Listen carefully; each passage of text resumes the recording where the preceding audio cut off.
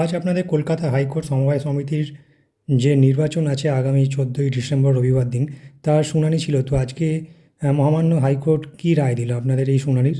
আজকে মামলা সংক্রান্ত বিষয়ে আমার সহকর্মী এখানে শিবরাম আছেন, শিবরাম দত্ত, উনি একটু আপনাদের বলে দেবেন। আজকে যে মামলার বিষয়বস্তু ছিল সেটা তো আপনারা জানেনই যে আজকে আমরা যারা হাইকোর্টের বিভিন্ন সংগঠনের তরফ থেকে আমরা একটা মামলা করেছিলাম যে যে কোঅপারেটিভের যে ইলেকশনটা আমাদের হাইকোর্ট কোঅপারেটিভে, সেটা দেখা গেল যে 14ই ডিসেম্বর রবিবার ধার্য করা হয়েছে এবং হাইকোর্ট প্রিমিসেস থেকে বহু দূরে নর্থ কলকাতায় সেই কলুতলা স্ট্রিটে হয়েছিল। তো আজকে যে মামলার যে শুনানি হয়, মামলার যে তাতে আমাদের পক্ষ থেকে বিশিষ্ট আইনজীবী, উনি খুবই একজন বরিষ্ঠ আইনজীবী, আপনারা জানেন সবাই, বিকাশ রঞ্জন ভট্টাচার্য মহাশয়, উনি সওয়াল করেন।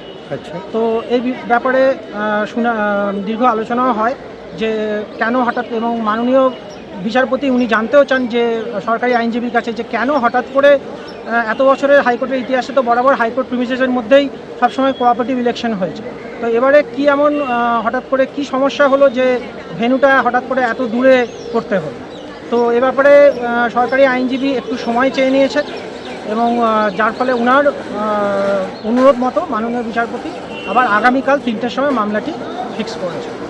তো এরপরে কি আপনাদের কি মনে করছেন যে মানে আপনাদের মামলাটা তো আজকে চললো, কিন্তু এই ডেটটা মানে চেঞ্জ হবে হয়ে গিয়ে সেটা সোম থেকে শনির মধ্যে আপনাদের ওয়ার্কিং আওয়ার মানে ডের মধ্যে প্লাস আপনাদের হাইকোর্ট প্রেমিসেসের মধ্যেই ভোটটা হবে কোঅপারেটিভ?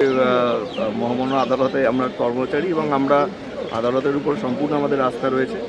সমস্যা যেটা আসলে আমাদের বেশিরভাগ কর্মচারী মানে শহরতলি থেকে আসে, ফলে উইকডেজে মানে এই ছুটির দিনে কতজন এসে এই ইলেকশনে পার্টিসিপেট করতে পারবেন সেটা নিয়ে একটা সন্দেহ থেকেই যায়, যার ফলেই এই টাইম মানে সময়ের দিনের ব্যাপারটা এবং আপনার এই আউটসাইড প্রেমিসেসের ব্যাপারটা নিয়ে করা হয়েছিল।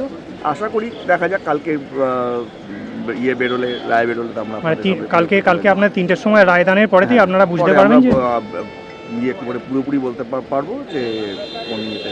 ওকে এটুকু বলতে পারি একেবারেই নয়, আমরা যথেষ্ট আশাবাদী এবং আজকে খুব সদর্থক আলোচনাই হয়েছে। আমরা আসলে বিস্তারিত এই মুহূর্তে কিছু বলতে চাইছি না, তার কারণ আপনি জানেন এটা এখনো সাবজুডিস ম্যাটার হয়ে রয়েছে। কিন্তু খুবই সদর্থক একটা আলোচনা হয়েছে এবং মেনলি মাননীয় বিচারপতি উনি সরকারি আইনজীবীর কাছে জানতে চেয়েছেন যে কি এমন মানে আপনাদের একটা অভিযোগ ছিল তাড়াহুড়ো প্লাস যেটা একটা হাইকোর্ট প্রেমিসেতে অনেক বাইরে, আপনাদের প্রথম থেকেই অভিযোগটা ছিল এবং রবিবার কেন করা হলো। তো এই ব্যাপারে উনি তো মানে আমাদের যা মনে হয়েছে যে আমাদের যা দাবি সেটা অনুযায়ী মোটামুটি আমরা আশাবাদী যথেষ্টই, ঠিক আছে। কিন্তু দেখা যাক আগামীকাল, যেহেতু মামলাটা আবার দিন ধার্য করা হয়েছে, সাবজুডিস ম্যাটার বলে এখন আমরা বিস্তারিত কিছু বলতে চাইছি না। অবশ্য যেহেতু আমরা মনে করি নিশ্চয়ই আমাদের যে গ্রাউন্ড, আমাদের যে দাবি সেটা অবশ্যই লেজিটিমেট এবং আমরা খুবই আশাবাদী। মানে সামান্য আদালতের উপর আমাদের সম্পূর্ণ আস্থা রয়েছে।